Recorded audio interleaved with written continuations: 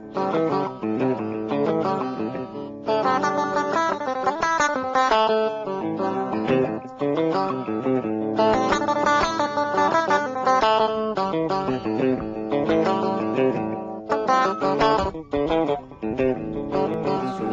de la santé et d'autres organismes des Nations Unies.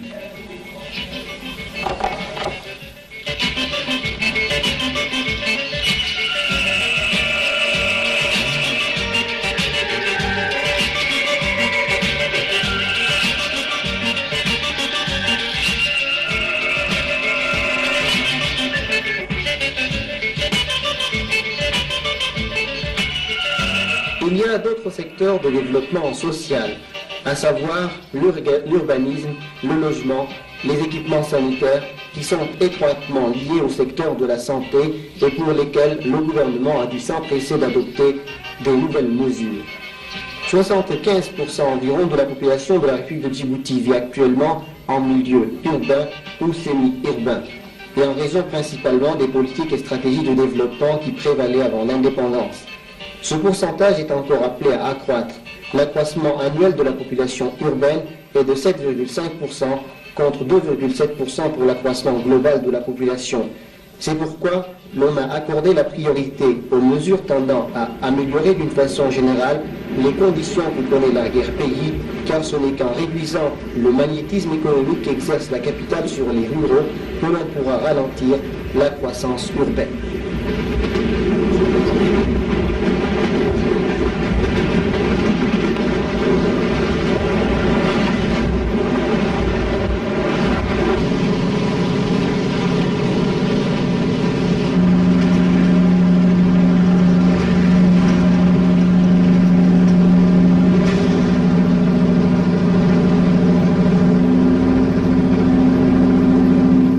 Sa création, la raison d'être de Djibouti et sa fonction de port sur les voies de navigation qui empruntent la mer Rouge et l'océan Indien et donnent accès aux régions enclavées de la Corne de l'Afrique, vaste région aux énormes potentialités. Ce rôle est accentué par l'entrée en fonction de la voie ferrée Djibouti-Addis Abeba en 1917 qui permet à la ville d'assurer la moitié du trafic à destination en provenance de l'Éthiopie.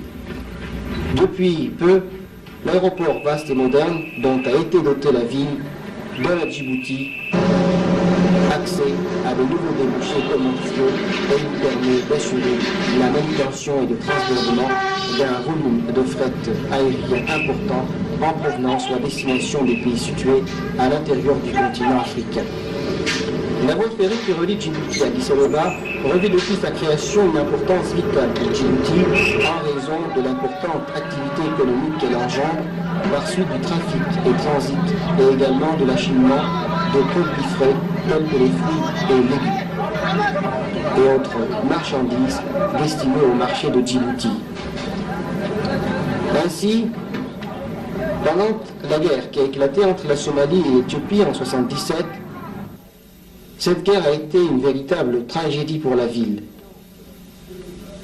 Les partisans en Somalie ayant dynamité la voie ferrée, et au titre de secours d'urgence, des subventions ont été allouées pour l'acheminement par mer et parfois même par air des fruits et légumes lorsque la nécessité l'exigeait, des produits alimentaires essentiels durant la période d'interruption du trafic ferroviaire.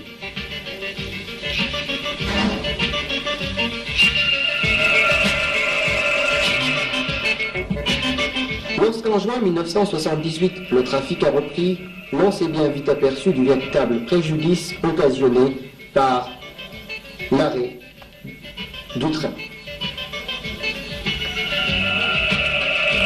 Il s'ensuit que l'effectif des passagers est passé de 400 000 en 1971 à 1 million en 1979. Le volume de fret acheminé par voie ferrée, qui était de 470 000 tonnes en 1976, est tombé à 116 000 tonnes en 1978.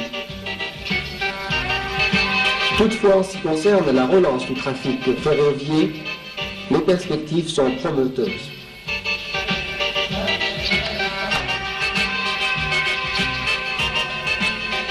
Le port de Djibouti occupe aussi une position privilégiée sur les voies maritimes reliant le Moyen-Orient, l'Afrique et l'océan Indien.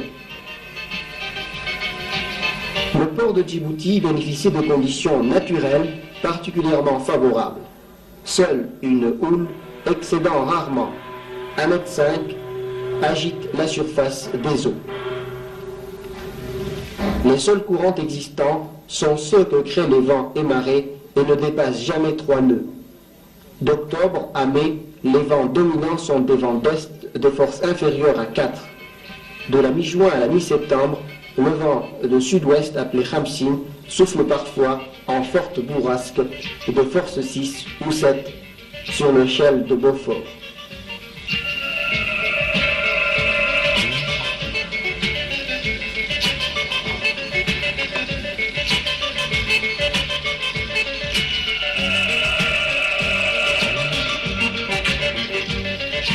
En 1978, le port assurait la manutention de 290 000 tonnes d'importation et 125 000 tonnes d'exportation. Cela pourrait accroître très sensiblement son trafic. Le personnel administratif du port se compose de 470 employés et 1200 dockers. Le quai réservé aux bateaux pratique la navigation côtière d'une très grande capacité d'accueil est déjà abondamment utilisé. Il y a en outre 4 postes de mouillage extérieur de type dauphin et 7 postes d'amarrage intérieur en eau profonde le long des quais.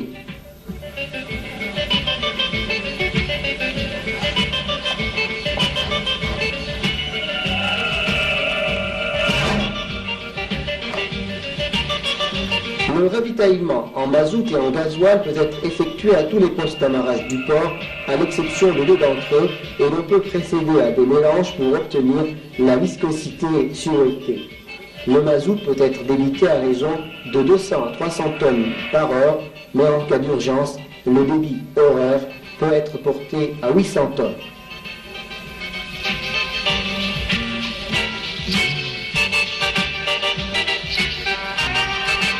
Les compagnies BP, Caltex, ExxonMobil, Shell et Total sont toutes représentées à Djibouti. Les postes sont tous alimentés en eau potable dont le débit horaire le plus rapide est de 200 tonnes.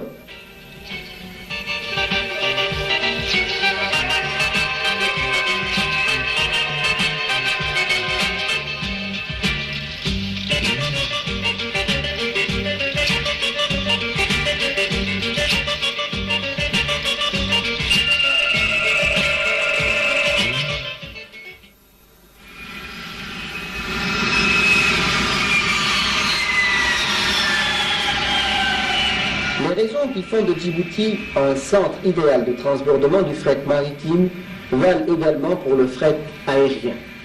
Il s'ensuit que le nouvel aéroport joue aussi un rôle fondamental dans la stratégie de développement du pays.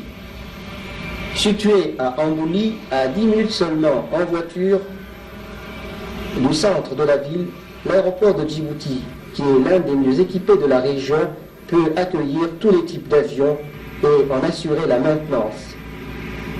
Doté d'une piste de 45 mètres de large et de 3150 mètres de longueur, ce qui est plus que suffisant pour l'atterrissage des gros porteurs de la nouvelle génération. L'aéroport jouit de bonnes conditions météorologiques toute l'année. Il compte 2 aires de stationnement pour Boeing 747, 4 pour Boeing 707 et 4 autres pour des DC-6 ou avions similaires. En 1977, une nouvelle aérogare de 4000 m² a été mise en service.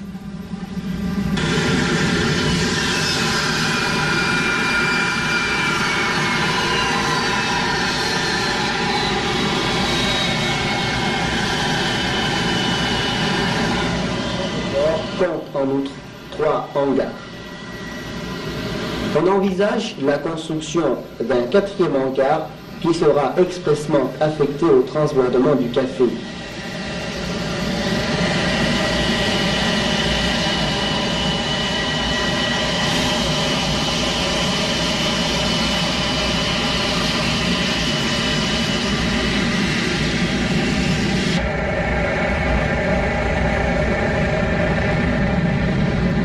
l'armée de l'air française a installé un radar sur l'aéroport qui est disponible en cas d'urgence, les autorités ont jugé superflu d'en installer un autre car la visibilité est toujours bonne. En fait, l'équipement existant permettait un trafic considérablement plus important que le trafic actuel. Les principales compagnies aériennes utilisant l'aéroport sont les suivantes: Air Djibouti, Air France, Air Madagascar, Ethiopian Airlines, Yemen Airways et Qatar. Le transbordement des passagers et marchandises en provenance ou à destination du pays africain voisin, de l'Europe ou du Golfe arabique sur des vols réguliers passant par Djibouti est rapide et efficace.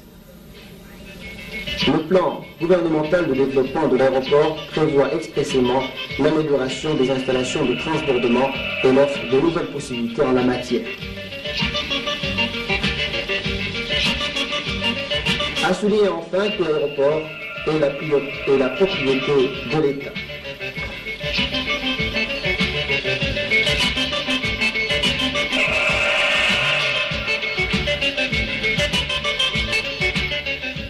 Concernant le réseau routier, si l'on compare le réseau routier aux infrastructures aériennes, maritimes et ferroviaires dont dispose Djibouti, on constate qu'il s'agit de l'élément de transport le moins développé.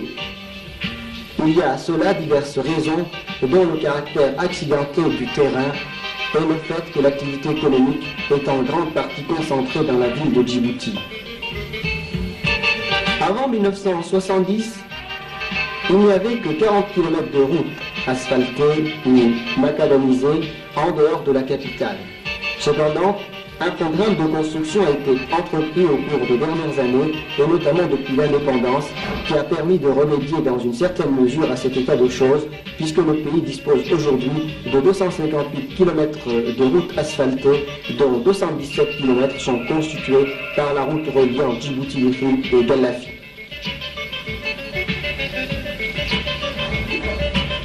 Le pays compte en outre 2500 km de routes sans revêtement de qualité.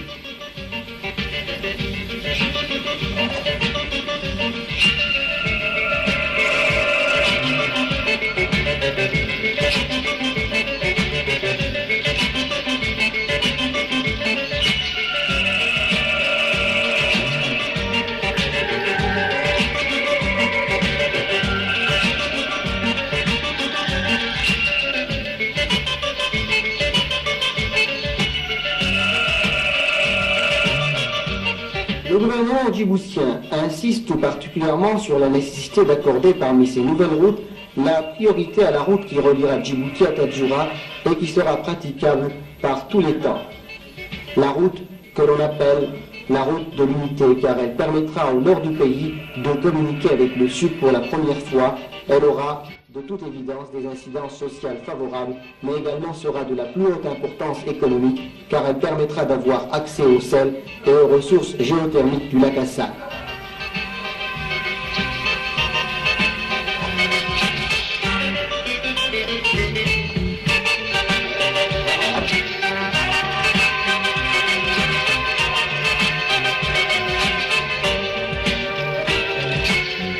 Concernant les télécommunications, le gouvernement a constaté qu'un système efficace de télécommunications est indispensable à une économie tournée vers l'extérieur.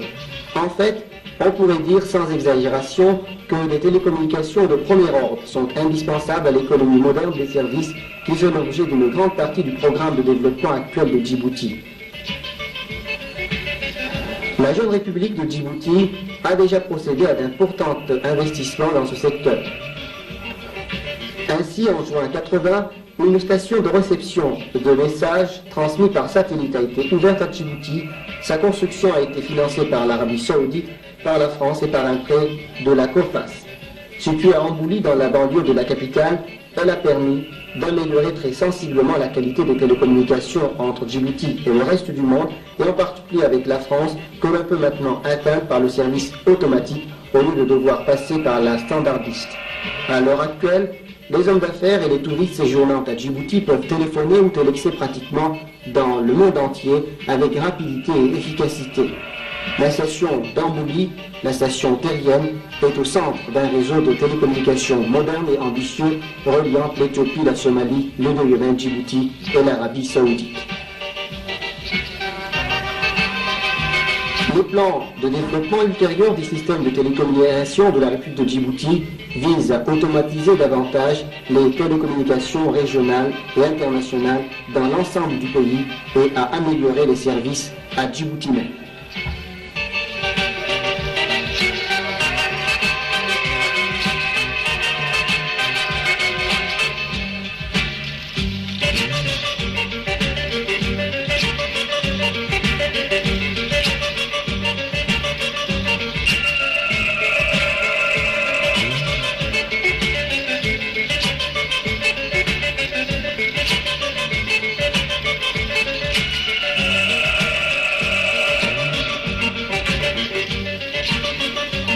Au moment où il a accédé à l'indépendance, Djibouti avait pour ainsi dire aucune industrie, si ce n'est les usines Pepsi-Cola et Coca-Cola, une fabrique d'oxygène liquide et quelques petites industries artisanales. Le gouvernement a fait des gros efforts pour développer ce secteur, mais il est encore trop tôt pour qu'on puisse en percevoir les indices sur l'économie.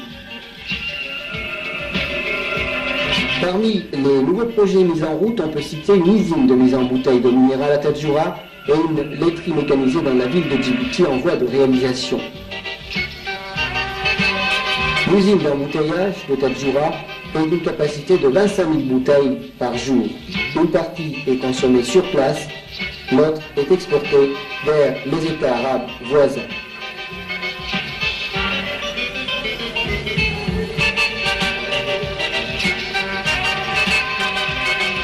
Actuellement, Djibouti importe tout le pétrole nécessaire à sa production d'électricité. Les diverses centrales électriques et les générateurs fonctionnent au diesel et ne sont interconnectés. Le combustible dont ils ont besoin pèse lourd dans la balance de paiement.